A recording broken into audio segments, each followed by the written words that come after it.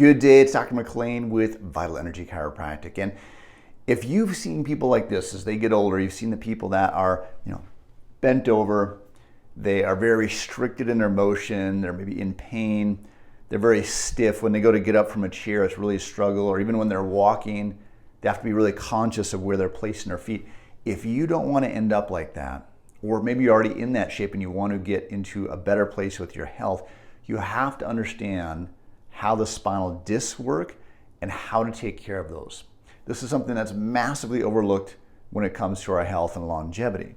So let me just explain you a couple of facts about the disc that are important and then what you need to do to take care of them. Number one is that the disc is not designed to support weight.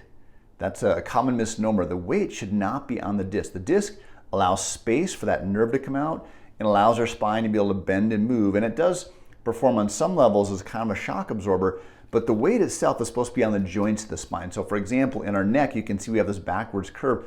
We want to have the weight on the back, on the joints.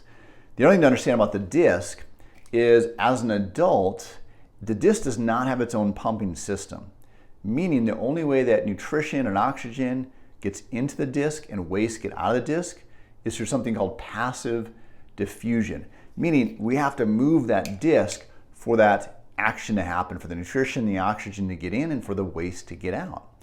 So the problem comes is two things: when the spine shifts out of alignment and or it gets restricted in motion. And the best way I can think of to explain this is, imagine if I came to you and I put a brace in your knee. I had this one time where I had a brace in my knee where I could not move my knee at all. I'd injured it. And so if you've seen people like that, how do they walk? Well, they've got to kind of swing their leg, and their hip is going to move more to make up the difference, and their ankle is going to move more to make up the difference. So what happens is you have this area of the spine that's supposed to be moving freely, and it gets restricted. So that area is restricted, again, just like the knee when we have a spinal injury. And then the areas above it and below it have to move more to try and make up the difference. Well, what happens to that disc, as we get older and that area is not moving, it starts to die and degenerate. Not because there's anything wrong with the disc per se, it's because the spinal movement is not moving and we can't get the waste in and out of there. And then what happens to the areas above it and below it, they're having to move more. Again, go back to that knee example, and you're having to move your hip and your ankle more. Over time, those are going to start to have excess wear and tear, and they're going to degenerate as well. So that's going to start to spread. And sometimes I have patients come in, they're diagnosed with DDD, degenerative disc disease. And from a medical perspective, they make it sound like just it's something that randomly happens, that somebody's disc just got attacked by this random disease. But what I've never seen in over 20 years, I've never seen an x-ray of a spine where every single disc is identically degenerated. Meaning there's areas that are degenerated more versus other areas that are degenerated less. Now they're all the same age, so if this is some uniform disease, it should attack all these discs uniformly. But that's not the case. It's because of this abnormal wear and tear. They probably had an injury at some point. They had a minor car accident. And maybe this is you. You had a minor car accident when you were younger, or a fall-off piece of playground equipment that maybe didn't hurt a lot at the time, but it caused that spinal movement unit to not move properly. And again, that started to degenerate.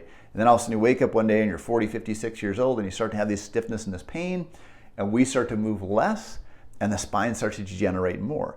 Now, add on top of that, the things that we've done in the last decade here, the last 10 to 15 years in terms of using computers more, looking down at phones more, all these things are just going to exacerbate and speed those problems up. So what do you need to do? Number one, obviously chiropractic care. One of the things that we do with the adjustments is we're finding those areas that are not moving properly, and we're doing adjustments to get those areas moving properly. And then that passive diffusion can start to happen again, and those discs can start to heal. Sometimes they can come back to normal, depending on how degenerated they are. But at the very least, they can get better than they are and then not degenerate as fast as they were if that area is starting to move properly. Now, just like if we took that brace off of your knee, your ankle and your hip that are already moving too much can start to heal now because they're not having that excessive movement. And that's what happens with the spine. Sometimes I hear these wives' tales of people saying, you shouldn't go to the chiropractor too often because your spine will get too loose. And I always use the example, I've never seen an elderly person walk around saying, I wish my spine wasn't too loose. What are they saying? They're stiff and they can't move.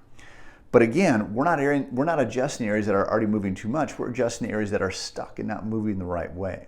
So number one, you have to get chiropractic adjustments. Get the spine in better alignment, get it moving better, number one. Number two, your rehab. This is why we just keep harping on you guys about doing your wobble seat, doing your traction. What does that do? It pumps that disc, and it helps, especially in the cervical curve, helps to try to maintain that cervical curve. Now, your spinal rehab does not take place of your adjustments. A rehab is not going to adjust the spine, but it is going to help offset the stress of life. And then after you get an adjustment and your spine's moving better, it is going to help it keep moving better. It's going to help offset the fact that you're driving a car or using the computer, different things like that. So get adjusted, then do your rehab. This is going to massively improve your longevity. And as you get older, be able to move better and maintain the life and the lifestyle that you desire.